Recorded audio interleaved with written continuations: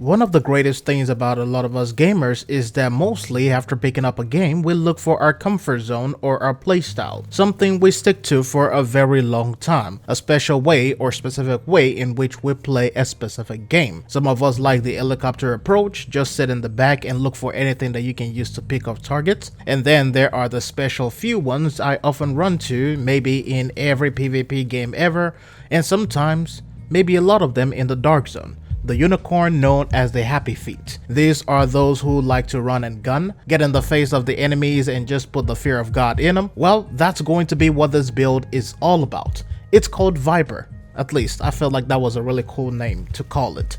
It utilizes a 4-piece striker set, a Sokolov chest piece, a Coyote's mask, combined with Lady Death and my favorite Vector SBR. So the first rule is going to be starter damage, and to achieve this, I'm using Striker. Striker gives me weapon handling, which will increase my reload speed, accuracy, and my stability. It also gives me rate of fire, which will directly influence my DPS. At 4 pieces, it gives me a plus 50% weapon damage, assuming that I don't use the chest piece and if I'm able to ramp this up. And because I'm using a weapon that already has a high base RPM, I can really hit that 50 really quickly. On my Sokolov chest piece, I have the talent Obliterate. What this does is that it gives me more weapon damage as long as I get a critical hit. And if you have a critical build, you are guaranteed a plus 15% weapon damage every single time.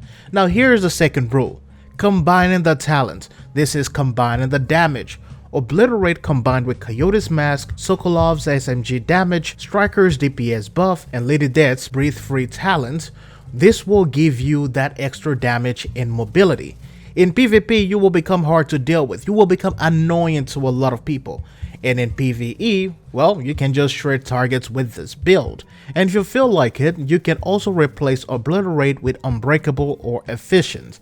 And if you run out of ammo, just swap to your Vector SBR and clean up some of the rest of the targets. I also use the Gunner specialization, which will improve this build, as a lot of you can already tell in later videos. Now, this is one thing that I think I have to show you guys.